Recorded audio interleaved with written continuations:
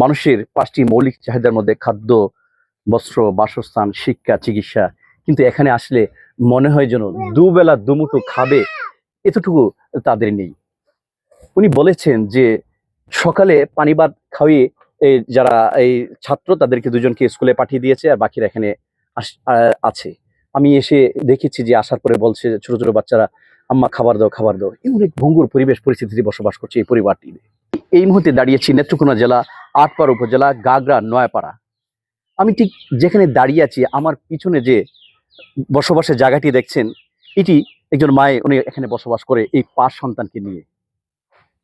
এমন একটা ভঙ্গুর পরিবেশ পরিস্থিতি এখানে এসে দেখেছি যে ২ বছর আগে এই ঘরটি আকস্মিক কালবৈশাখী জ্বরে ভেঙে যায়। সেই ভেঙে যাওয়ার পর থেকে কিন্তু মেরামতের কোনো উদ্যোগ ওনারা গ্রহণ করতে পারেনি। এক স্বামী যিনি অসুস্থ এবং মানসিক প্রতিবন্ধী এবং এই ছোট, ছোট বাচ্চাদেরকে নিয়ে উনি অসহায় অবস্থায় জীবনযাপন করছেন। এই বাচ্চাটির জন্য স্যানিটেশন ব্যবস্থা নেই। উনি অন্যের বাড়িতে গেলেও এই ছোট বাচ্চাগুলা এই আশেপাশের জঙ্গল কিংবা বিভিন্ন জায়গায় গিয়ে তাদের যে এই বাথরুম করে এবং সেই তারা বলছে যে একেবারেই অসহায় অবস্থায় জীবনযাপন করছে। এমন একটা পরিবেশ পরিস্থিতি যে দুবেলা দুমুঠো খাওয়াবে এই যোগ্যতা ওনাদের নাই। এমন এক পরিস্থিতিতে বসবাস করছে। আমি যদি ভিতরে একটু পরিবেশ আপনাদেরকে দেখাই তাহলে দেখবেন, প্লিজ আপনারা একটু আসছেন। এমন একটা পরিবেশ ভিতরে যাওয়ার মতো আমি যখন যাচ্ছি তখন আমার ঠিক মাথায় লেগে যাচ্ছে এমন একটা পরিবেশ পরিস্থিতি। এই যে দেখুন ঘরটা, এই ঘরের ভিতরে ওনারা বসবাস করে এই ছোট, ছোট বাচ্চাগুলাকে নিয়ে। মানুষের ৫টি মৌলিক চাহিদার মধ্যে খাদ্য, বস্ত্র, বাসস্থান, শিক্ষা, চিকিৎসা। কিন্তু এখানে আসলে মনে হয় যেন দুবেলা দুমুঠো খাবে এতটুকু তাদের নেই। উনি বলেছেন যে সকালে পানি ভাত খাইয়ে যারা এই ছাত্র তাদেরকে ২ জনকে স্কুলে পাঠিয়ে দিয়েছে আর বাকিরা এখানে আছে। আমি এসে দেখেছি যে আসার পরে বলছে ছোট, ছোট বাচ্চারা, "আম্মা খাবার দাও, খাবার দাও।" এমন এক ভঙ্গুর পরিবেশ পরিস্থিতিতে বসবাস করছে এই পরিবারটি। আমি সমাজসেবা সহ সংশ্লিষ্ট কর্তৃপক্ষকে বলবো, বিশেষ করে আটপাড়া উপজেলা কিংবা নেত্রকোনা জেলা, এই অসহায় পরিবারটির পাশে দাঁড়ান, একটি ঘর নির্মাণ করে দেন, বসবাসের জন্য শান্তির জন্য বসবাস করতে পারে।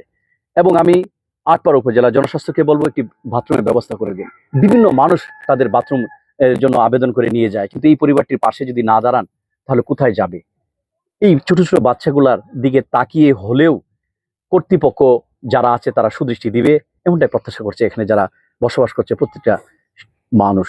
আশেপাশের মানুষগুলোর সঙ্গে কথা বলেছি, তারা বলছে এই ভঙ্গুর পরিবেশ পরিস্থিতি তারা কিন্তু বসবাস করছে।